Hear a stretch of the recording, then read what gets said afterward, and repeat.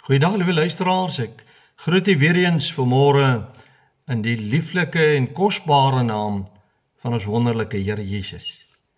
En vanmôre gaan ek 'n bietjie met u praat oor geestelike paraatheid, geestelike waaksaamheid, dat ons gereed moet wees as Jesus skielik sou kom om sy bruid te kom haal. Maar hoe dit ook al sy, ons moet altyd gereed wees, of die Here my lewensdraad gaan knip, of hy my op die wolke kom haal, ons moet altyd gereed wees vir die koms van Jesus. Maar ons leef in slegte tye. Ons is baie bewus van oorloë, ons is baie bewus van 'n wêreldekonomie wat wipplank ry en oliepryse wat die hoogte inskiet en kospryse wat al duurder gaan raak en lewenskoste wat al hoër gaan raak en ons is almal onseker oor die toekoms. Maar vriende, ons kry 'n opdrag van die woord. En Jesus het dit vir ons geleer, dat ons geestelik paraat moet wees, dat ons waaksaam moet wees, dat ons gereed moet wees vir daardie dag wat Jesus kom. En ek wil u kom bemoedig vanmôre deur met u te praat oor geestelike paraatheid vir die tyd waarin ons leef. Is u geestelik paraat? Luister 'n bietjie. Wat leer Jesus ons in sy woord oor geestelike paraatheid vir die tyd waarin ons leef en vir die koms van Jesus wat skielik en onverwags gaan wees? Ek lees vir u 'n baie bekende gedeelte, en dit naamlik in Matteus 24 vanaf vers 36, waar die Here Jesus die gebeure in Noag se tyd vergelyk het met dit wat ons sal ervaar in ons tyd. En ons beleef dit so. Kom ons luister 'n bietjie na hierdie baie bekende gedeelte vanaf vers 24, waar daar geskryf staan: maar van die dag en die uur weet niemand nie, ook die engele van die hemele nie, maar net my Vader alleen. En net soos die dae van Noag was, so sal ook die koms van die Seun van die mens wees. Want net soos hulle was in die dae voor die sonvloed, toe hulle geëet en gedrink het, getrou en in 'n huwelik uitgegee het, tot op die dag dat Noag in die ark gegaan het, en dit nie verstaan het voordat die sonvloed gekom en almal weggevoer het nie. So sal ook die koms van die Seun van die mens wees. Dan sal daar twee op die land wees, die een word aangeneem en die ander word verlaat. Twee vroue sal by die meelmaal, die een word aangeneem en die ander word verlaat. Waak dan, omdat julle nie weet watter uur julle Here kom nie, maar weet dit, as die huisheer geweet het in watter nagwaak die dief sou kom, sou hy gewaak en nie toegelaat het dat in sy huis ingebreek word nie. En daarom moet julle ook gereed wees, want die Seun van die mens kom op 'n uur dat julle dit nie verwag nie. Selfs Noag het nie geweet presies wat om te verwag nie. Ons het dit nou gelees vanmôre, en so weet ons ook nie aldag wat om te verwag nie, maar ons moet geestelik paraat en gereed wees.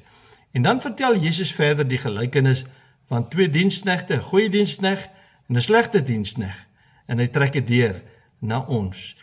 Kom ons lees dit vanaf vers 45 tot 51, en daar staan geskryf: wie is dan die getroue en verstandige dienskneg, vir wie sy Heer oor sy diensvolk aangestel het, om hulle voedsel op tyd te gee? Gelukkig is daar die dienskneg, vir wie sy Heer, as hy kom, op hierdie manier besig sal vind. Voorwaar ek sê vir julle, hy sal hom oor al sy besittings aanstel.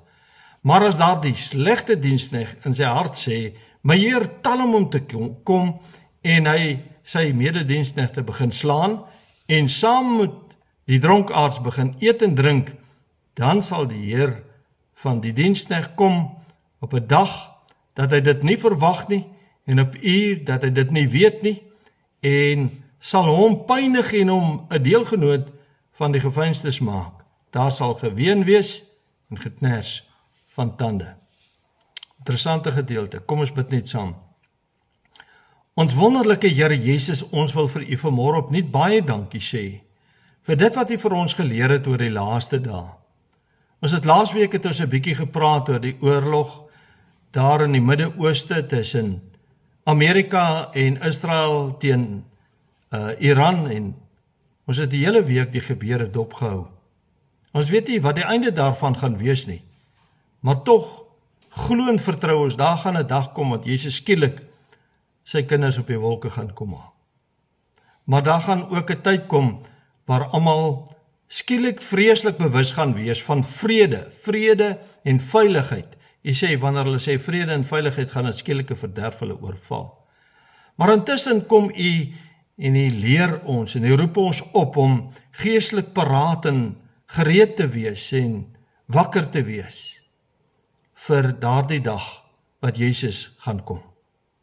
Want net so min as wat Noag alles verstaan het, net so min verstaan ons alles. Maar ons weet, Jesus gaan skielik kom, ons moet gereed wees. Al ons wat sê dat ons God se kinders is. Help ons om onsself voor te berei vir daardie dag, dat ons nie in die slaap sal wees nie, dat ons wakker en gereed sal wees.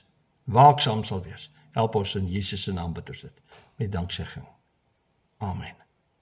Vriende, ek wil maar net weer vir u sê, daardie gekraak en geklap wat u hoor in die agtergrond, is die dak van my huis wat uitsit en inkrimp, hang af van die son, wanneer die son skyn of die son agter die wolke ingaan. Maar ek gaan net weer vir u 'n paar verse voorhou uit ons geleesde gedeelte, en dit naamlik Matteus 24 vers 42, 43 en 44. En daar sê Jesus, waak dan, omdat julle nie weet watter uur julle Here kom nie. Maar weet dit, as die huisheer geweet het, in watter nagwaak die dief sou kom, sou hy gewaak en nie toegelaat het, dat in sy huis ingebreek word nie. En daarom moet julle ook gereed wees, want die seun van die mens kom op 'n uur, dat julle dit nie verwag nie. Jesus gaan skielik kom, Jesus gaan op 'n tyd kom, wat ek en jy nie verwag nie. Dis eintlik baie interessant. Hy sê hy gaan baie mense omkant vang, wanneer hy skielik kom. Nou vriende, dit het my telkens opgeval, hoe baie die woordjie waak en gereed wees of gereed maak met betrekking tot die wederkoms van die Here Jesus in die Nuwe Testament voorkom, waar Jesus dan nou praat, spesifiek praat oor die eindtye en sy koms, dan sê hy die hele tyd vir ons, ons moet waak en ons moet gereed wees.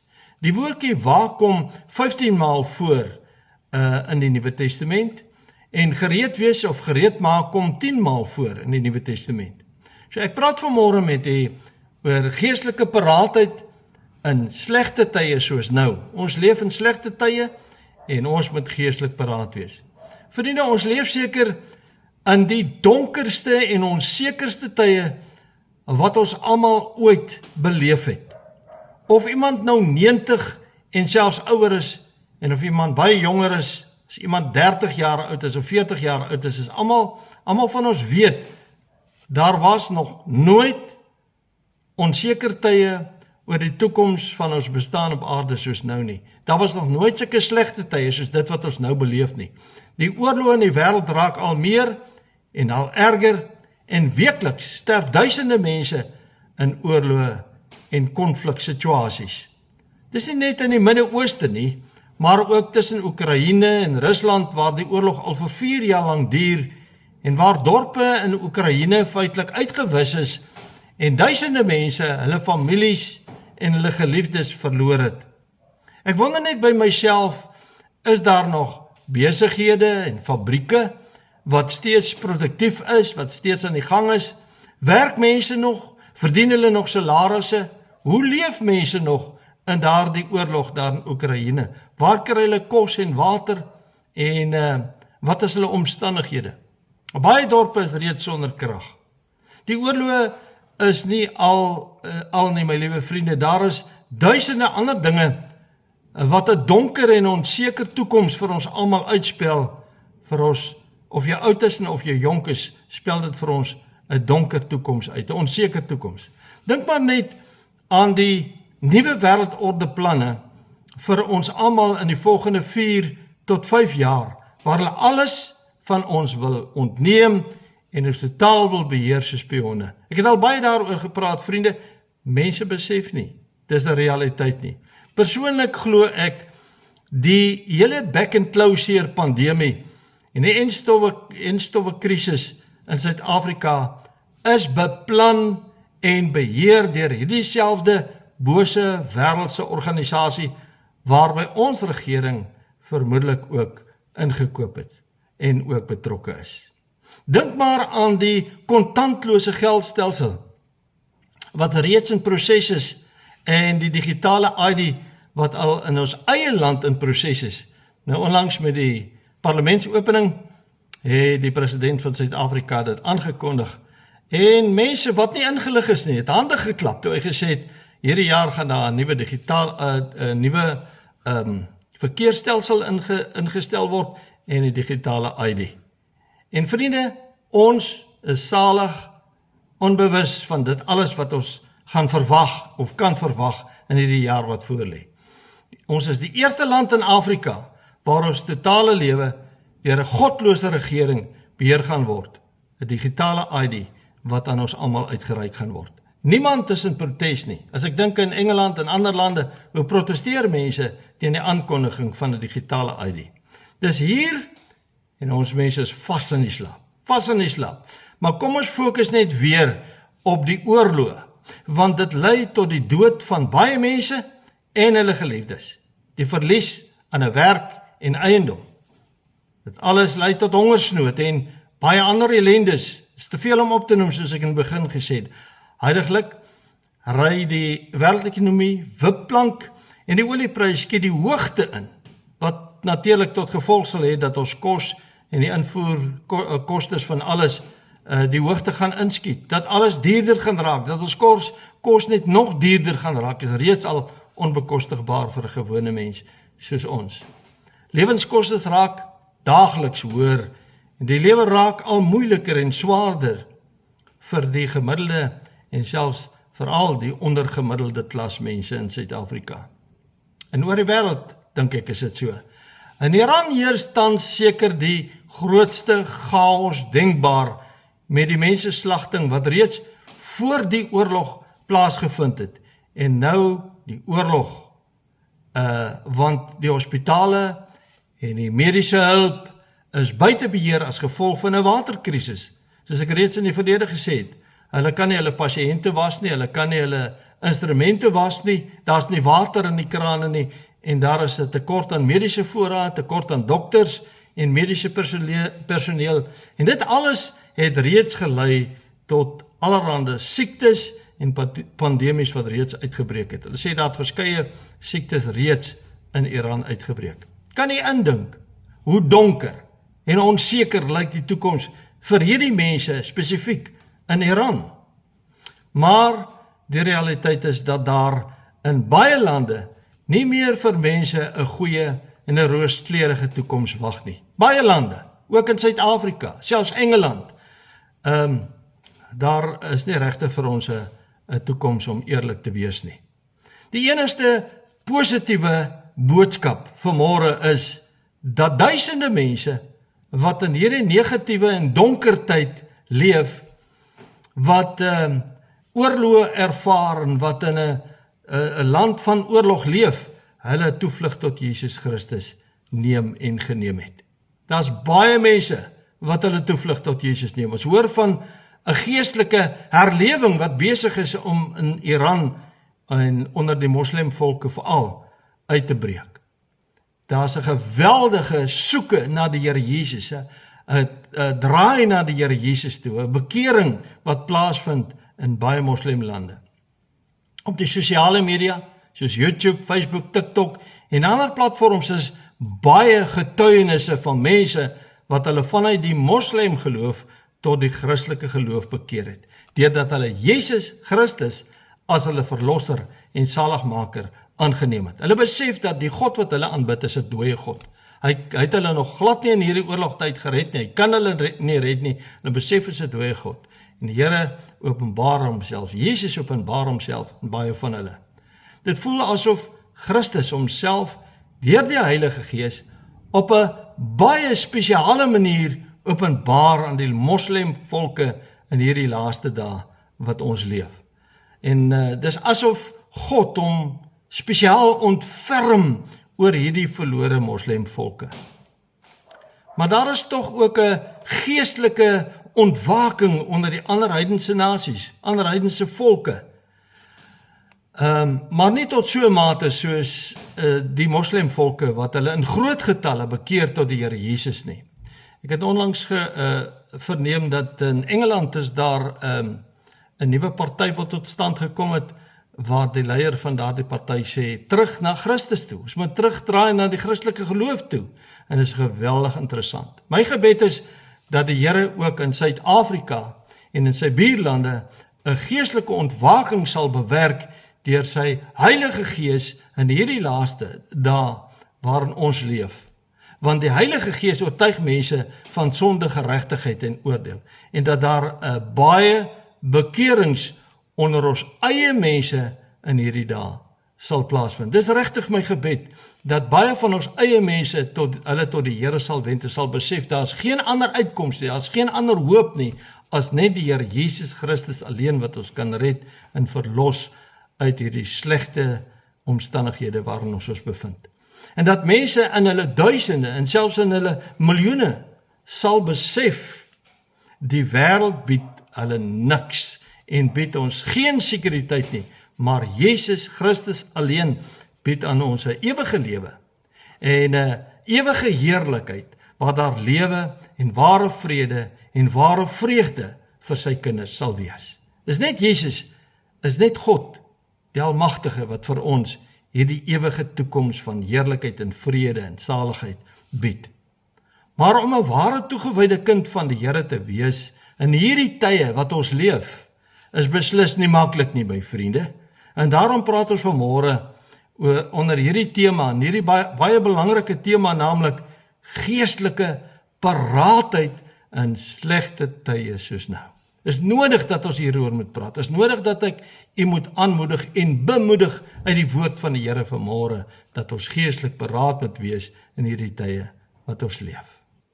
Ons het vanmôre die woorde van die Here Jesus gelees in Matteus 24 vanaf vers 42 tot 44, waar Jesus ons vermaan het om geestelik paraat te wees met betrekking tot sy tweede koms, met sy wederkoms. Nog voordat hy weggegaan het hy gesê, julle moet waaksaam wees, julle moet gereed wees, julle moet nugter wees, paraat wees vir die tweede koms, wanneer Jesus weer kom. En daar staan geskryf, en dis die woorde van Jesus, teens het geskryf, waak dan, omdat julle nie weet watter uur julle Here kom nie. Interessant hoeveel keer die Here Jesus daarna verwys het, dat ons nie gereed sal wees wanneer hy kom om ons te kom haal nie. En hy sê, ons moet waak, dat ons nie weet op watter uur hy sal kom nie, maar weet dit, as die huisheer geweet het, in watter nagwaak die dief sou kom, sou hy gewaak en nie toegelaat het dat in sy huis ingebreek word nie. Interessante stelling wat die Here Jesus hier maak. Hy sê, as ek weet, jy gaan vannacht definitief iemand in my huis inbreek, gaan ek nie op lê en slaap nie. Ek gaan wakker bly. Ek gaan wag vir daardie dief. Ek gaan gereed wees vir daardie dief, om hom te verras. En daarom moet julle ook gereed wees, want die seun van die mens kom op 'n uur, dat julle dit nie verwag nie. Ek en jy moet elke dag wakker wees, gereed wees, waaksaam wees.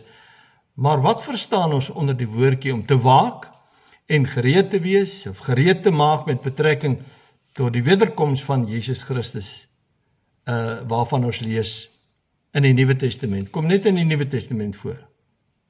Waak beteken om wakker te bly en wag te hou oor iets. Wag te hou oor iemand wat siek is. As jou kind siek is, en jy weet daai kind is regtig siek, dan gaan jy nie maklik slaap nie. Jy gaan wakker wees, jy gaan heeltyd oor daardie kind waak om seker te maak sy of hy is okay.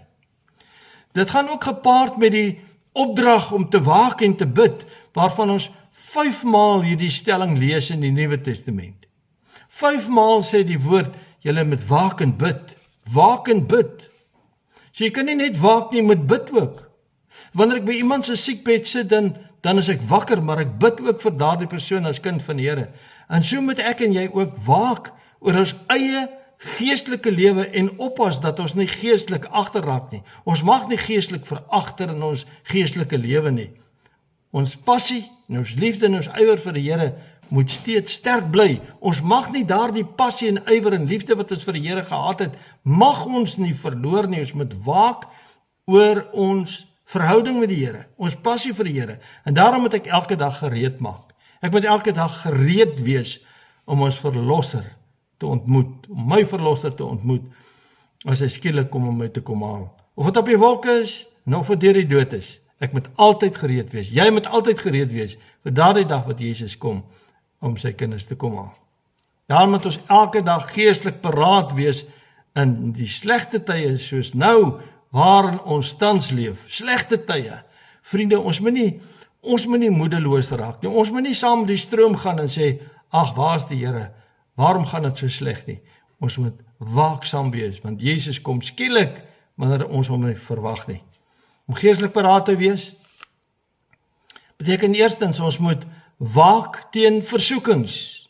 Nou vriende, een ding moet ons altyd onthou. Almal van ons ervaar versoekings op alle terreine van die lewe. Op elke gebied ervaar ons versoekings. Op jou emosie, op jou begeertes, jou behoeftes, jou gedagtes, alles.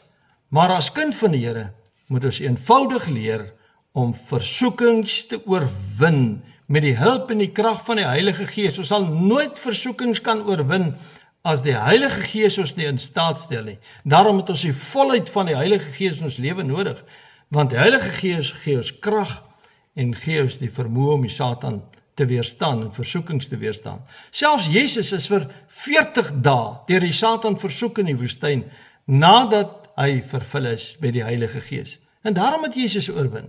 Die Heilige Gees het hom bygestaan. Die Heilige Gees het aan hom die krag gegee. Hy was moeg. Hy was honger na 40 dae.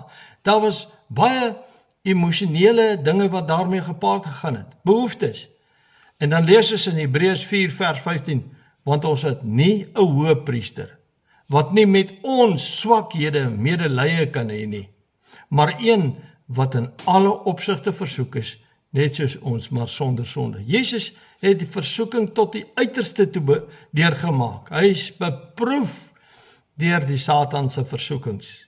Maar hy het aan niks toegegee nie. Sonder sonde het hy na 40 dae teruggekeer uit die woestyn. Met die Heilige Gees wat hom altyd bygestaan het. Maar ons moet leer om te vlug vir die versoekings en te leer om die duiwel te weerstaan, my vriende. As jy ervaar die Satan val jou aan, weerstaan hom in die naam van Jesus Christus. Sê Satan, in die naam van Jesus gaan vir my weg. Weerstaan hom in die naam van Jesus. Vriende, die Satan sal ons op elke gebied versoek, in die hoop dat ons aan sy versoeking sal toegee en dat ons in sonde sal val of sonde sal doen. En moenie met die Satan onderhandel nie.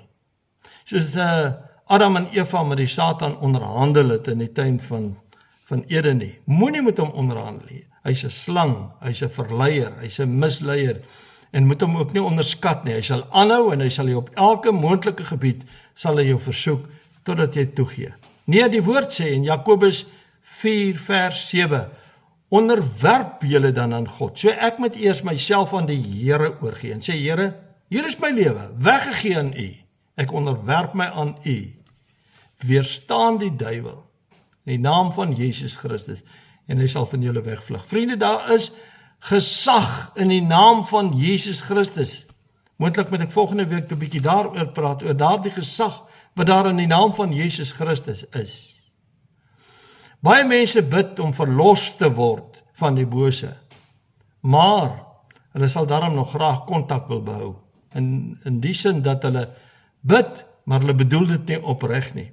In Jakobus 1 vers 13 tot 15 staan daar geskryf, laat niemand as hy in versoeking kom sê, ek word deur God versoek nie.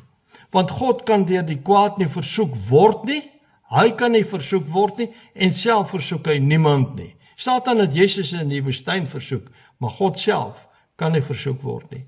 Maar elkeen word versoek as hy deur sy eie begeerlikheid weggesleep en verlok word. Satan ken ons begeertes, hy ken ons swakhede, en hy fokus op daardie swakhede van jou. Daarom, as die begeerlikheid ontvang het, baar dit sonde, en as die sonde tot volle ontwikkeling gekom het, bring dit die dood voort. So, wat sê hy? Die oomblik wat ek aan 'n versoeking toegee, dan doen ek sonde. Ek val in sonde, en sonde lei tot die dood, sê die skrif. Dis wat die skrif ons leer. So daarom moet ek nie aan versoekings toegee nie. Vriende, ek moet die Satan weerstaan, sodat hy vir my kan wegvlug. In Matteus 26 vers 40 en 42 het Jesus sy disippels gewaarsku om waaksaam en paraat te wees. En hy het by sy, daar staan geskryf, en hy kom by die disippels en vind hulle aan die slaap. Dis nou in die tuin van Getsemane, toe hy vir Jakobus en Johannes en vir Petrus gesê het, julle moet bid, saam met my bid, stry saam met my in die geloof, want Jesus het geworstel met die sondebeker, staan hy, kom by die disippels en vind hulle aan die slaap, en hoor nou, en hy sê vir Petrus, so was julle dan nie in staat om 1 uur met my te waak nie. En nou sê hy vir hulle, waak en bid, dat julle nie in die versoeking kom nie, die gees is wel gewillig, maar die vlees is swak. Waak en bid, dat julle nie in die versoeking kom nie. Ek kan nie net waak nie, ek moet bid. As ek by 'n sieke se bed sit, dan bid ek vir daardie sieke die heeltyd terwyl ek waak. En daarom kan ons nie die Here verkwalik as ons toegegee het of gefaal het toe ons versoek was nie. Dis nie Here se skuld nie. Ons kan nie die Here daarvoor verkwalik nie. Ons moet onsself verkwalik, want in 1 Korintiërs 10 vers 13, baie bekende skrif staan daar geskryf, geen versoeking. Hy kom op baie gebiede om ons te versoek, maar geen versoeking het julle aangegryp, behalwe menslike nie. Maar God is getrou. Ons het met 'n getroue God te doen, wat nie sal toelaat dat julle bo julle kragte versoek word nie, maar hy sal saam met die versoeking ook die uitkoms gee, sodat julle dit kan verdra. As mense vir my sê, die versoeking was net te groot, dan sê ek vir hom, jy lieg, want die Here sê, hy sal ons nie bo ons kragte laat versoek nie. Maar hoe jy en ek dit in die versoeking gaan optree, hang alles af van hoe ons weke of dae voor die tyd geleef het. Hoor mooi wat ek sê. Hoe ons gaan optree as die versoeking kom, hang alles af van hoe ek 'n dag of 2 of 3 geleef het wat verby is. Wat was my verhouding met die Here? Wat was my stand met die Here toe daardie versoeking so kom het? As jy met die Here gewandel het en in 'n noue kontak met hom was, dan sal dit maklik wees om daardie versoeking te kan oorwin. As jy naby aan die Here geleef het in die dae wat verby is, sal dit maklik wees om daardie versoeking te kan oorwin. Sal makliker wees as wanneer jy lanklaas in kontak met die Here was en wanneer jy geestelik uitgesak het, jou fokus verloor het, want vriende, die Heilige Gees rus ons toe, die Heilige Gees help ons om te kan oorwin, maar ons moet gedurig in kontak wees met God die Vader, die Seun en die Heilige Gees. Die Heilige Gees is in ons, die Heilige Gees mag nie bedroef word deur sonde nie, deur ons lewe nie. 2 Tessalonisense 3 vers 3 sê, maar die Here is getrou, hy sal julle versterk en bewaar van die bose. Die Here is getrou, hy versterk ons, hy bewaar ons van die bose, hy stel ons in staat om te kan oorwin. Geestelik paraat te wees beteken, ons moet altyd tyd maak vir die Here. Dis so belangrik. Jy kan nie geestelik paraat wees as jy nie tyd maak vir die Here nie.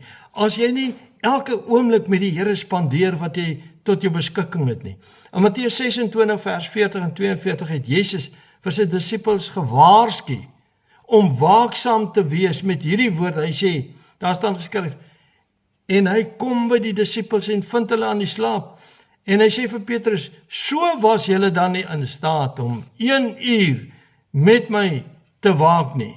Waak en bid. Nou sê Jesus, julle moet waak en bid. Dis wat belangrik is. Waak, bid tot die Here. Wees in kontak met die Here, dat julle nie in versoeking kom nie.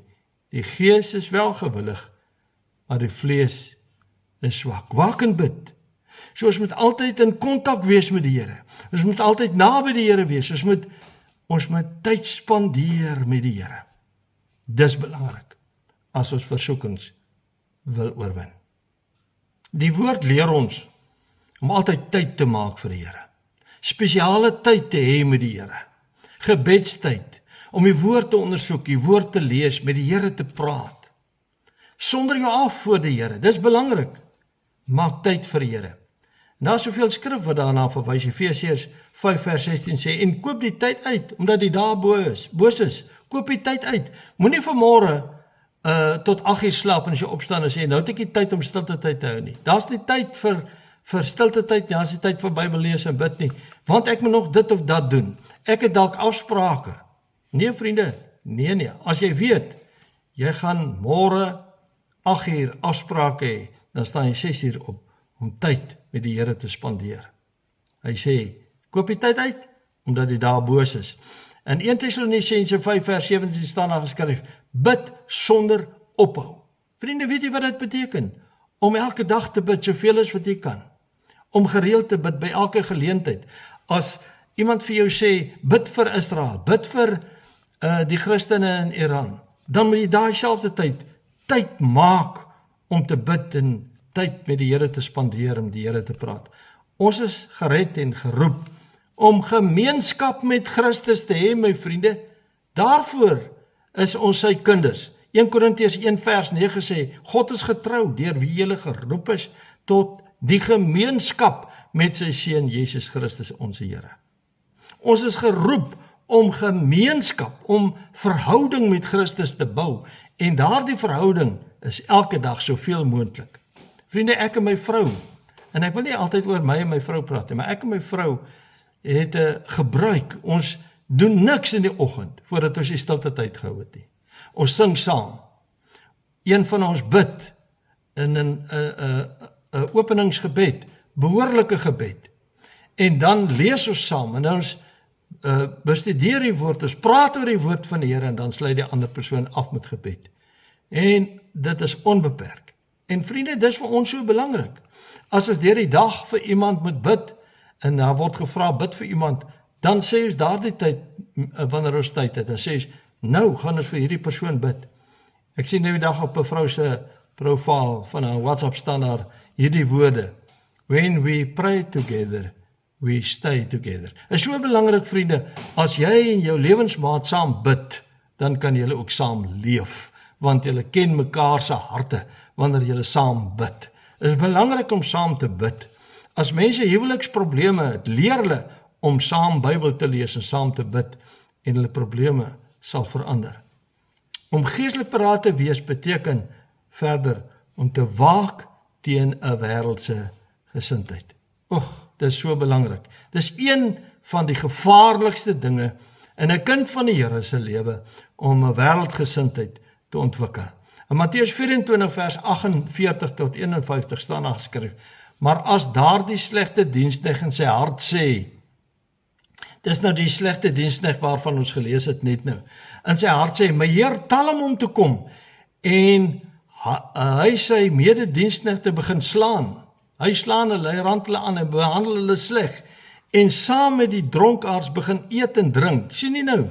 Nou is hy so sleg, sy Here is nie daar nie. Hy behandel die ander diensknegte sleg, hy slaan hulle, hy word dronk en hy eet en drink saam met die dronkaards. Dan sal die Heer van die diensknegt kom op 'n uur, dat hy dit nie verwag nie, en op 'n uur dat hy dit nie weet nie, en sal hom pynig en hom 'n deelgenoot van die geweinstes maak. Daar sal geween wees en geknars van tande. Vriende, wat kom leer die Here ons? Besop vir 'n wêreldsgesindheid, as Jesus stel om te kom. Wees altyd paraat, wees altyd geestelik gereed. Wees wakker oor jou geestelike lewe. Dis 'n teken van 'n wêreldsgesindheid, om al hierdie dinge te doen wat ons nou net gelees het. Ek het so baie mense op my pad saam met Jesus ontmoet, wat moeg geraak het om die Here te dien, en uitgeval het. En een van die duidelikste tekens in hulle lewe is gewoonlik daardie wêreldsgesindheid wat skielik ingetree het. Jy sien, as iemand geestelik uitgesak het, wat het gebeur? 'n wêreldse gesindheid het ingetree. Want hulle kan nie die wêreld dien terwyl hulle ook die Here Jesus dien nie. Dis onmoontlik. As jy die woord ken en jou hart is regtig by die Here, kan nie die wêreld dien nie. Kan nie die wêreld lief hê as jy die Here dien nie. En een van die duidelikste tekens is mense het nou skielik begin om verkeerde wêreldse vriende te kry, en een van hulle begeertes is natuurlik rykdom. Rykdom, ek wil ook ryk word soos ander mense. So baie van hulle lyk en ruik en klink net soos die wêreld, sodat jy hulle glad nie meer kan onderskei van die wêreld. Dis die hartseer. Kinders van die Here val so terug in hulle geestelike lewe, dat hulle weer die wêreld dien en die wêreldse dinge doen. Baie van hulle dalk op 'n valse geestelike fundament gestaan. Baie mense sê hulle is gered, terwyl hulle nie gered is nie. Hulle leef 'n skynheilige lewe, maar van hulle het die Here met oorgawe gedien. Vir baie jare het ek gesien dat mense die Here met 'n oorgawe gedien het, tot op 'n dag, wat hulle net weer na die wêreld toe teruggedraai het. Ek verstaan dit nie. Ek verstaan nie, hoe los jy die Here nie? Die Here praat van, dis soos iemand, soos 'n gewaste sog, wat omgedraai het, en weer in die modder gerol het. 'n Hond wat na sy eie uitbraaksel omdraai en dit eet. Vriende, dit is verskriklik om te sien hoe mense wat die Here gedien het, die Here lief gehad het, van hom getuig het, omgedraai het, en die wêreld begin lief kry het en dien het. Ek dink altyd aan die ontsettende en ontstellende woorde van Jakobus 4 vers 4. Daar skryf Jakobus, hy sê egbrekers, en hy praat van geestelike egbrekers en egbreeksters. Geestelike egbrekers en egbreeksters. Weet julle nie dat die vriendskap van die wêreld vyandskap teen God is nie? Jy word 'n vyand van God. Wie dan 'n vriend van die wêreld wil wees, word 'n vyand van God. Dis verskriklik. Mense draai so weg van die Here af, dat hulle weer die wêreld lief kry. Maar luister na hierdie waarskuwende woorde van die Here Jesus in Lukas 21 vers 34, waar hy sê, maar pas op vir julleself, dat julle harte nie miskien beswaar word deur die swelgery en dronkenskap en sorge van die lewe nie. Kan ek dit weer vir julle lees? Lukas 21 vers 34, Jesus se woorde. Hy sê, pas op dat julle vir julleself, dat julle harte nie miskien beswaar word deur swelgery en dronkenskap en sorge van die lewe nie, en die dag julle nie skielik oorval nie. Pas op vir 'n wêreldsgesindheid. Waak teen 'n wêreldsgesindheid, my vriende.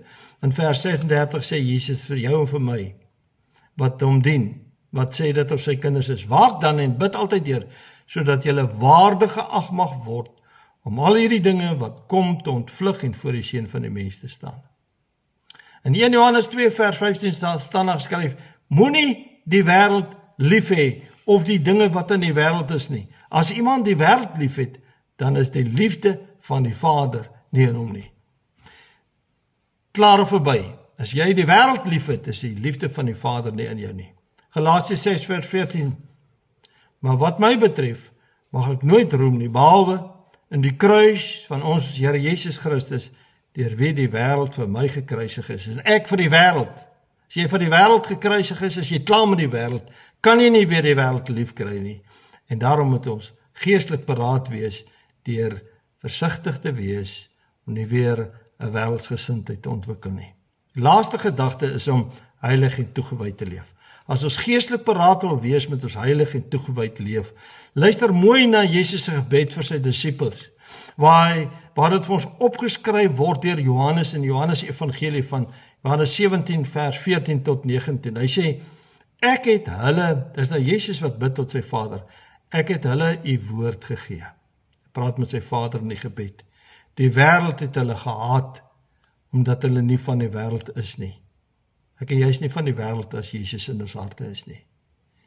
Wêreld het hulle gehaat, omdat hulle nie van die wêreld is nie. Net soos ek nie van die wêreld is nie, sê Jesus. Ek bid nie dat u hulle uit die wêreld wegneem nie, maar dat u hulle van die bose bewaar. Hulle is nie van die wêreld nie, net soos ek nie van die wêreld is nie. Heilig hulle in u waarheid. U woord is die waarheid, soos u my gestuur het in die wêreld. Het ek ook hulle in die wêreld gestuur, want ons moet na die wêreld gaan om die waarheid te gaan verkondig. En heilig, en hy sê, en ek heilig myself vir hulle, sodat hulle ook in die waarheid geheilig kan word. Hulle moes net na my kyk. Hulle het net gesien, in my lewe gesien, moes hulle gesien het, hoe heilig ek is, en so moes hulle ook lewe. Kom ons luister 'n bietjie na die skrif, na die woord van die Here. Maar die woord van die Here spreek tot ons harte die duidelikste. En die woord van die Here raak ons harte die sterkste aan. In Romeine 12 vers 1 staan daar skryf, ek vermaan julle dan broeders, by die ontferminge van God, dat julle julle liggame stel as 'n lewende, heilige en aan God welgevallige offer. Dit is julle redelike godsdiens. En word nie aan hierdie wêreld gelykvormig nie, maar word verander deur die vernuwing van julle gemoed, sodat julle kan beproef wat die goeie en welgevallige en volmaakte wil van God is. Stel julle liggame, julle gees, siel en liggaam tot beskikking van God, sodat julle geheilig kan word. 1 Johannes 2 vers 15 tot 18 sê, moenie die wêreld lief hê, of die dinge van die wêreld, wat in die wêreld is nie. As iemand die wêreld lief het, dan is die liefde van die Vader nie in hom nie. Nou gaan ek aan, hy sê, want alles wat in die wêreld is, die begeerlikheid van die vlees, die begeerlikheid van die oë en die grootsheid van die lewe, is nie uit die Vader nie, maar uit die wêreld. En die wêreld gaan verby, en sy begeerlikheid gaan verby, maar hy wat die wil van God doen, bly vir ewig. Ons weet dat elkeen wat uit God gebore is, nie sondig nie. Elkeen wat uit God gebore is, sondig nie opsetlik nie, maar hy wat uit God gebore is, bewaar homself en die boosheid geen vat op hom nie. Ons heilig onsself. En dan 1 Tessalonisense 5 vers 23 wat sê, en mag hy, die God van vrede, julle volkome heilig maak, en mag julle gees en siel en liggaam geheel en al onberispelik bewaar word by die wederkoms van ons Here Jesus Christus. So met ons lewe, klaar kry met die wêreld, klaar kry met 'n wêreldse gesindheid, maar heilig word in gees en siel en liggaam en onberispelik bevind word by die wederkoms van Jesus Christus. Is u paraat, my vriende? Die Here roep ons vanmôre op tot geestelike paraatheid. Die Here roep jou en my op en sê, julle moet waaksaam wees, julle moet nugter wees, julle moet wakker wees in die slegte tye waarin ons tans leef. Slegte tye. Mag die Here aan jou en my genade gee om geestelik paraat te wees as Jesus nou kom, vannag kom, môreoggend kom. Ons het nou mooi gesien wat die woord ons leer. Vriende, as daar iets in jou lewe is wat jy moet bely voor die Here, doen dit nou. Breek met sonde, kry klaar met 'n lelike en vuil lewe. Kom na Jesus toe, gee oor, vra hom om jou deur sy Heilige Gees by te staan en om jou te reinig met sy kosbare bloed en te vergewe en vry te spreek van al jou sonde. Vat die pad saam met Jesus opnuut, saam met ander kinders van die Here wat waarlik die Here liefhet en hom dien. Wees geestelik paraat. Tyd is min, vriende. Tyd is min. Kom ons bid saam. Here, ons het vanmôre oor so 'n belangrike boodskap gepraat, geestelike paraatheid. Ons wil graag geestelik paraat wees. Ons wil graag. Ons wil graag gereed wees wanneer U kom. Ons wil waak en nugter wees. Daardie dag, wanneer Jesus kom. Help ons, Here, deur die Gees. Staan ons by, gee ons krag, gee ons die oorwinningsvermoë deur in staatstelling van die Heilige Gees. Bid dit in Jesus se naam, met danksegging. Amen. My vriende, die woord van die Here is so duidelik, ons kan nie daaroor twyfel nie, ons weet wat om te doen, en mag u geestelik paraat wees vir die koms van Jesus Christus. Ons leef in slegte tye, hou vas aan Jesus. Kyk op na Jesus. Sterkte, mooi dag, totsiens.